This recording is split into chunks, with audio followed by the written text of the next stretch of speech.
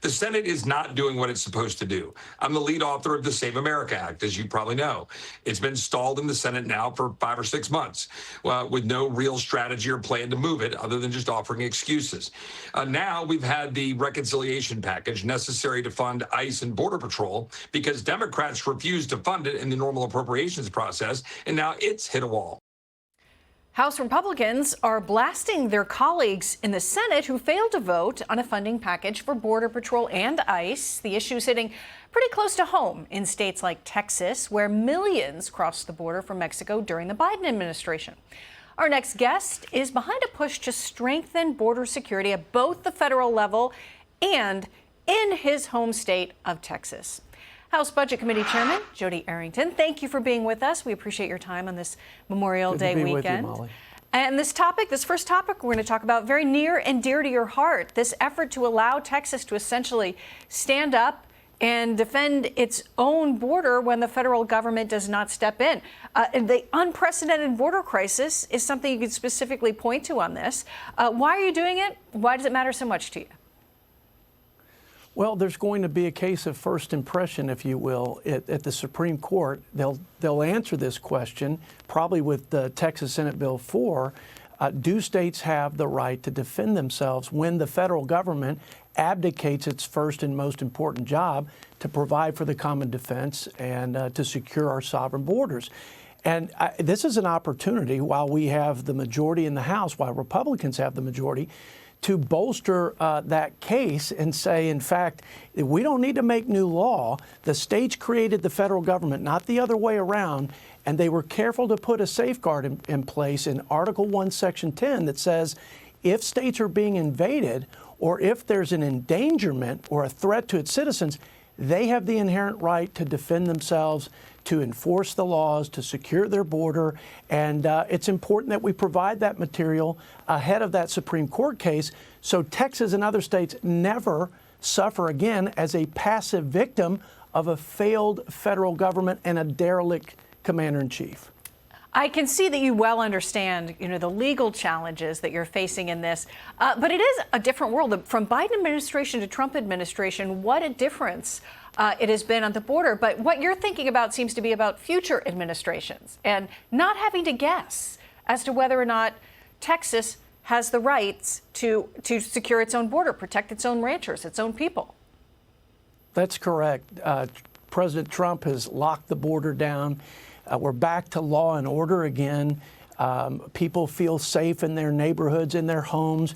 We've stopped the deluge of crime and criminals and drugs that were the leading cause of death for the American people. So, no, the president has done his job. He has acted responsibly. He has fulfilled his oath.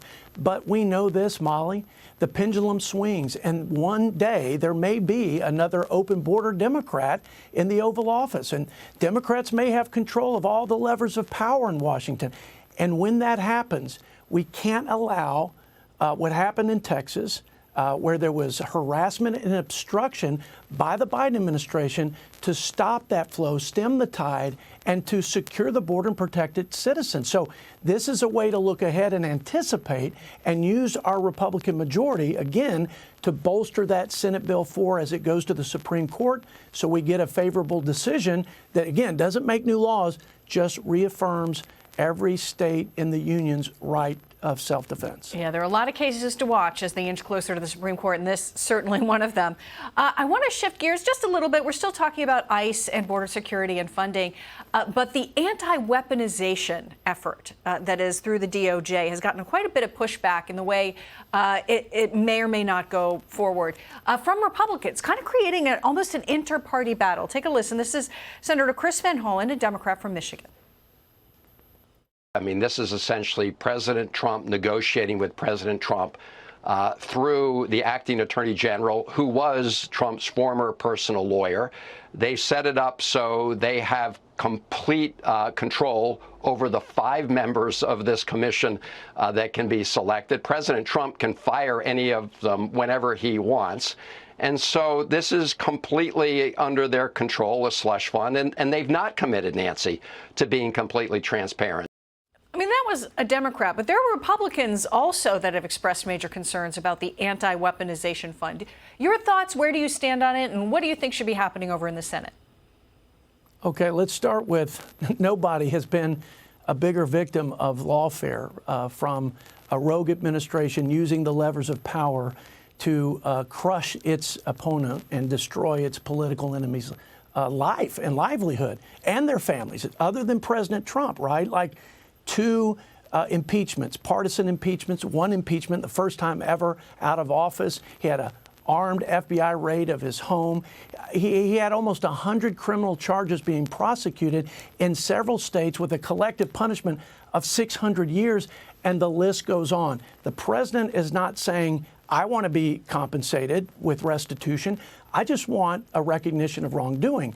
And then I want to take this legal fund that's been around for 70 years and have an offshoot of that fund that is there for other people who don't have the means that he has to defend their, not just their honor, but their reputation and even significant economic harm that comes to somebody when the federal government or government at any level is weaponized against them and their families. Now, that's not to say, Molly, that we shouldn't scrutinize the process. I don't think the timing was ideal, but I think the bigger questions are, can we strengthen this fund and the process around it so that there is a proper congressional oversight and accountability so that any judgments rendered are meted out with fairness and objectivity? I think that's fair. And I think the Senate needs to do that. I think every member of Congress should do that. But the purpose and intention is a righteous and just one. And now we need to negotiate on the how-to so that we prevent any abuses of this fund in like manner. All right, Congressman Jodey Arrington, thank you very much. Appreciate your insights and really appreciate your time on this Memorial Day weekend. I wish you meaningful time and hopefully some restful time with your family as well. Thank you. God bless our veterans. Yes, absolutely. Be sure to like and subscribe for all the Fox News latest on YouTube and catch full shows streaming now on Fox One.